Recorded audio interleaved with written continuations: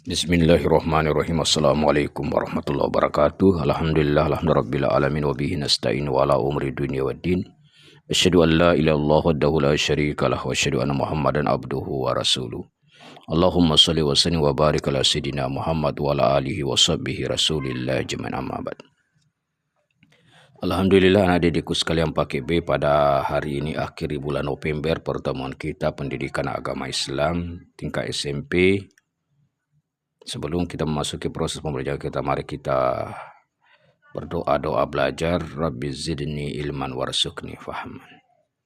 Baiklah, untuk mempersingkat waktu dalam proses pembelajaran ini, kita akan mempelajari tentang masalah Allah Al-Khaliq, Allah Maha Pencipta. Yakin Allah itu ada. Allah Subhanahu wa Ta'ala adalah Tuhan yang menciptakan alam ini. Kalau kita melihat semua yang ada di langit dan di bumi, maka kita semakin yakin bahwa Allah Maha Pencipta. Allah Maha Pencipta di dalam Asmaul Husna disebut dengan Al-Khaliq. Al-Khaliq artinya Allah Subhanahu wa Ta'ala Maha Pencipta. Ciptaan Allah disebut dengan makhluk.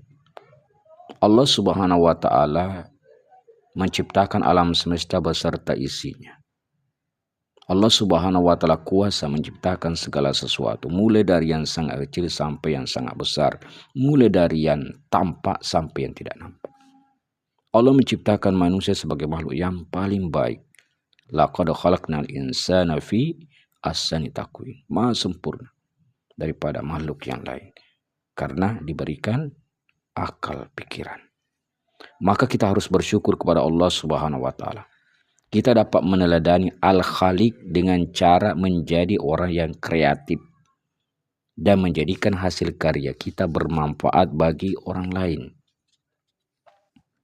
Maka ketika kita sudah memahami Allah yang Maha Pencipta, maka kita harus merenung bahwa segala sesuatu adalah ciptaan Allah. Adanya dunia menandakan adanya Allah. Karena Allah lah yang menciptakan dunia seisinya. Maka kita harus yakin adanya Allah. Jika kita yakin Allah itu ada, maka hati kita akan menjadi tenang. Allah yang menciptakan, mengatur hidup kita. Allah adalah Tuhan yang wajib kita sembah. La ilaha illallah, tiada Tuhan selain Allah.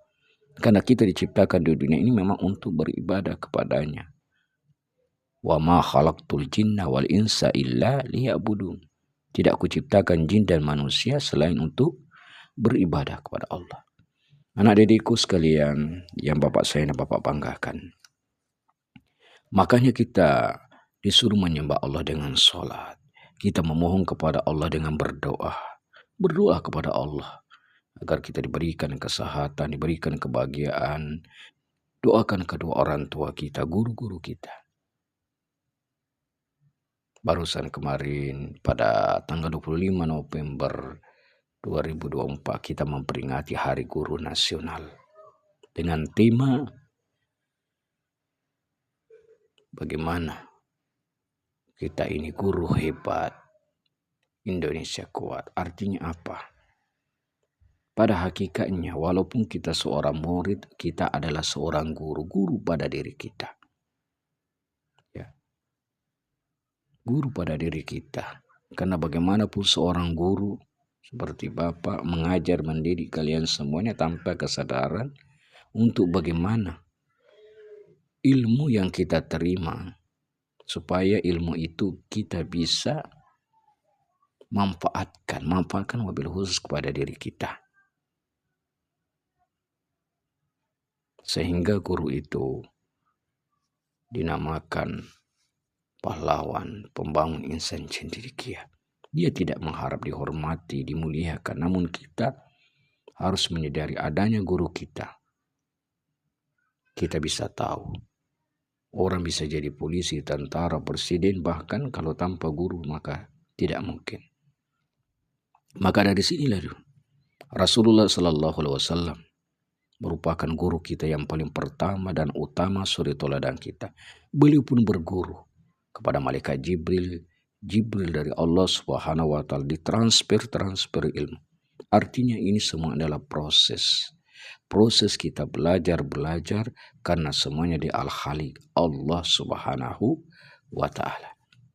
Mungkin anak dedikku sekalian, inilah hal yang terpenting Bapak sampaikan dalam proses pembelajaran ini. Karena mungkin ini merupakan akhir proses pembelajaran kita. Mungkin pertemuan berikutnya kita sudah masuk dalam ujian semester ganjil. Ya. Sebelum Bapak mengakhiri proses pembelajaran ini, Bapak memberikan pertanyaan. Disimak baik-baik, nanti jawabannya dikirim ke WA Umi. Soal yang pertama adalah, jelaskan pengertian Al-Khaliq. Yang kedua, ciptaan Allah Subhanahu wa taala disebut ... Yang ketiga, bagaimana cara kita meneladani Al-Khaliq. Dan yang keempat adalah, sebutkan 3 makhluk yang tampak dan tak tampak. Yang keempat, bagaimana cara kita menyembah Allah. Dan yang kelima adalah, siapa yang menciptakan daripada manusia. Mungkin itulah yang Bapak dapat sampaikan. Pertanyaan yang mudah sekali, namun kita tak berhati-hati. Jawablah dengan baik, dengan hati yang ikhlas.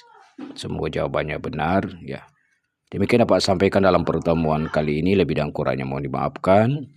Yang benar dari Allah Subhanahu wa taala, ketika kehilapan dan kesalahan mohon dimaafkan. Tetap semangat belajar. Dan Bapak akhiri, wabillahi taufiq wal hidayah wa ridha wal inayah. Wassalamualaikum warahmatullahi wabarakatuh.